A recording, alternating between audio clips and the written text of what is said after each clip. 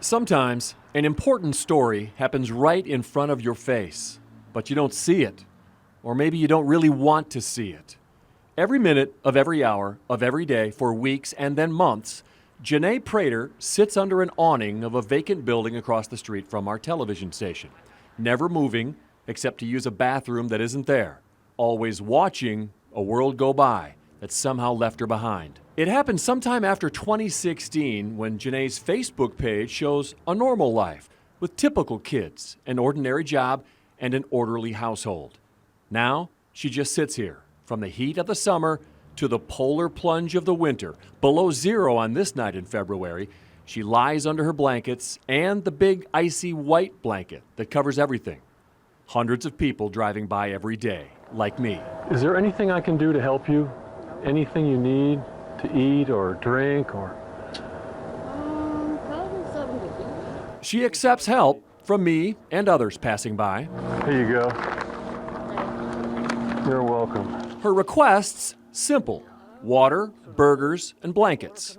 Her situation, complicated: evicted, jailed, and hospitalized. Now I'm in the streets, you know what I'm saying? I'm trying to get some help with housing because I got illegally kicked out. I'm not a drug addict, you know what I'm saying, who has, a strong addiction. Then they took me to Central State, which is like a psych facility. But I was offered a tent like 5 times, and I told them, that's not you cannot fix that. You can't fix this problem. You can't resolve this problem with a tent.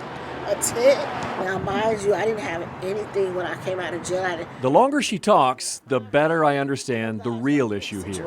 I had to actually get Mexico representative in the situation because the United States does not want to do anything for me. They do not want to get me out the street. So I have faith in Mexico. A Harvard study found 1/3 of the nation's homeless have a serious mental illness. You see it all around downtown, and the numbers grow every year. The latest count in Louisville found 1,100 people homeless on any given night. Homelessness is the effect of systems that are not working and are not a safety net that is not catching everyone. The head of the Coalition for the Homeless says Louisville ranks high nationally in available treatment for substance abuse, but on the low end for mental health treatment for people like Janae. So we are very weak in that area, and so there's never enough places that people can go, either just to get the services or to get some kind of setting where a person can stay overnight and get services. Y'all hungry? Want something You got some food? I got some snacks, yeah. Jeff Gill is one of the outreach workers on the streets every day, trying to talk people experiencing mental illness to get help. If you've experienced street homelessness, you're going to have mental health struggles from that alone. But what can be done for the homeless who refuse mental health treatment? Unless they are presenting a danger to themselves or someone else, and then it is an option to discuss getting a mental inquest warrant, which would basically make someone get the help that they deserve. And that's exactly what happens to Janae. On March 10th, she disappears. Police confirmed to us they took her away with a mental inquest warrant. A couple days later, the building she leaned on for months goes up in a 2-alarm fire.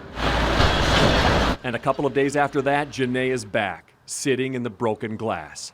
Citing health privacy laws, no one will tell us why she's already back on the street. So a mental inquest warrant is really just a judge's order to have that person assessed to see if they meet criteria. It doesn't guarantee that someone is going to be held in a hospital or that they're going to be forced to engage in treatment. In Kentucky, by law, to keep someone hospitalized who doesn't want to be, that person must be a danger to self or others, can reasonably benefit from treatment, and hospitalization has to be the least restrictive mode of treatment available. So you have to meet all of the criteria in order to be held. Well, hospitals are really designed to help people stabilize and then come back out into the community. So a hospital is not necessarily a fix for a mental health crisis. One thing did change in Janae's few days away. Her blankets, water, and food are gone. Here you go. Thank you. You're welcome. So I bring her some more. When they came this last time and got you from here on the mental inquest warrant, did you think, okay, now finally somebody's going to do something right here?